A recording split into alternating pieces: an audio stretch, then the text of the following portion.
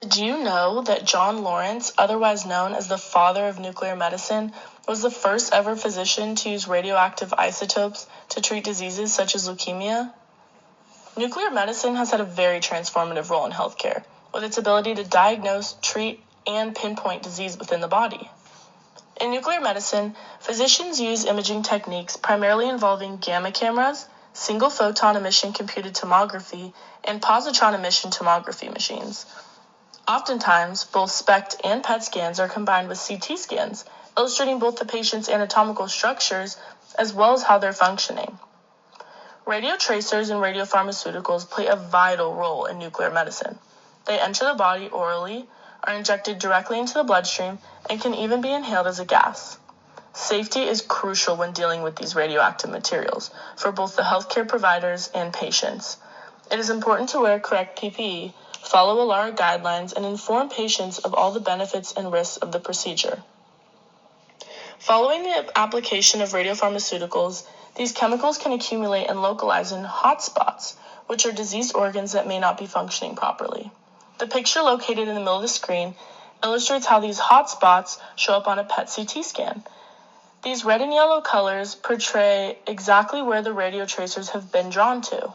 In this case, more specifically, we see a very prominent mass in the left lung and where it has metastasized within the body. The black and white image demonstrates the use of radiotracers for imaging in bone scans. These radiotracers are injected into the patient's vein and further spread through the bloodstream, accumulating in the bones. The gamma camera can clearly illustrate where these hotspots are by detecting the radiation exuding from the patient. Though bone scans demonstrate the bone abnormalities within the body, they're not able to differentiate whether the cause of the issue is cancerous or simply just an injury to the bone. What do you think is wrong with the patient portrayed in this brain scan? Well, the PET scan is from a patient who has been diagnosed with Alzheimer's dementia. A normal brain has a more consistent pattern throughout, where the red areas are not limited to only half the brain.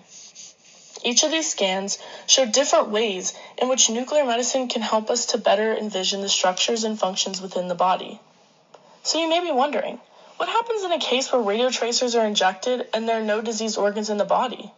Well, when injected into a healthy patient, these radiotracers are left with nothing to stick to, causing them to spread throughout the body, not collecting in one specific area.